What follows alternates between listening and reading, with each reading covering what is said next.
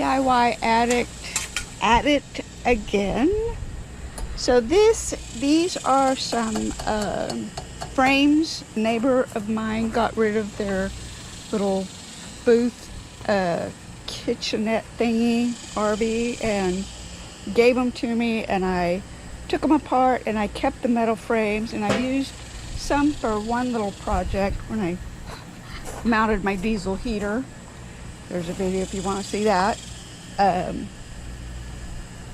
But now I am working on my power station inside the bus. I'm upgrading from just a 12 volt battery to a 48 volt battery and a better inverter and charger, and the ability to add solar panels if I want to go that route. So anyway, so I need to make a frame for the battery, and what I want to do is make the frame big enough for 2 of the batteries, because I would like to add a second battery. That would give me so much more ability to be off-grid for longer periods of time, boondocking, traveling in the heat of summer, the whole bit. So I am repurposing this frame, and my neighbor's going to help me weld it. All right, so here's the battery. It's big. I mean, that's my hand, so you know, it's big. It also weighs almost 100 pounds, which this 115 to 120 pound woman is not going to pick up very easily. So I am building a rack where I can just slide this on without having to pick it up that much. I mean, I'll have to pick it up a little bit, but not like, you know, its whole size all the way up and place it in. It's going to be able to be slid into place without a whole lot of extra work on my part. So I'm kind of excited about that aspect of it. So here's my my super duper explanation diagram I made. I may go in on the computer and make it like a real diagram later, but this is it for now. And what I'm going to do then is I'm just cutting these off right now. I already cut the other one off. I'm cutting this off. And then this is going to be the top rail, and then this will be the back brace. And then I'll cut another back brace and a bottom rail to add to it. And since this already has the tabs on it, I'm going to leave these tabs here. I've got this piece of thick flat iron that I had for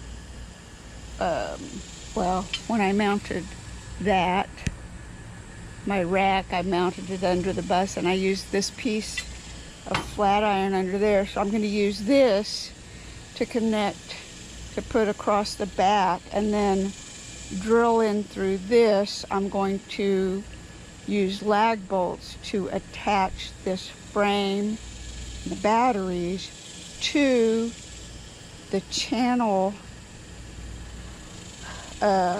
in the bus. So the bus has got these this metal channels that go like where all the windows are, right? So there's one that goes right here,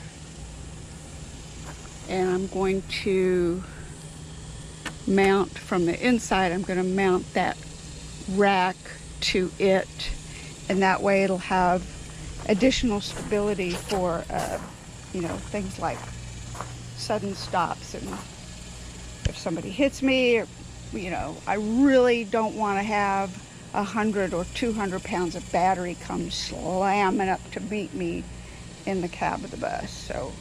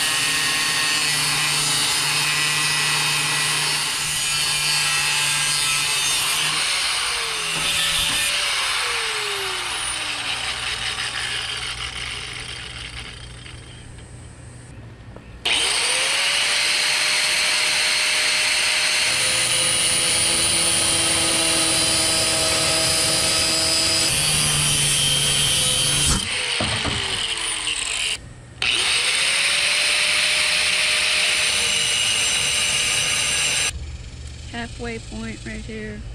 I'm about to cut this. Already cut that, sort of cut that. Didn't work real well, but I did it. A dull blade and an X-Acto, or not an X-Acto, you know what it is. One of these, right? Dull blade marks through the paint or the powder coating so that I can see where I'm supposed to cut.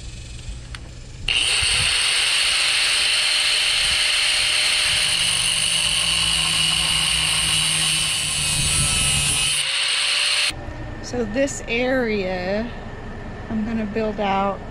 Instead of having these shelves, I'm going to eliminate that, and this whole cabinet will be the power area.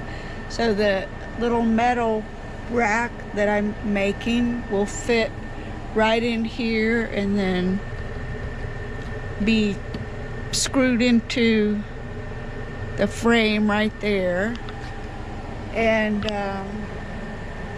then my Renogy inverter charger will be mounted in front of it, and then I'll have 12 volt stuff over here. Show you as the progress continues. So here's the mock-up of the rack. I've still got to grind these down a little bit so that they fit in underneath there. These are the 2 bars that will be bolted to the frame of the bus here. So that's holding it. It's the right height and depth, so it's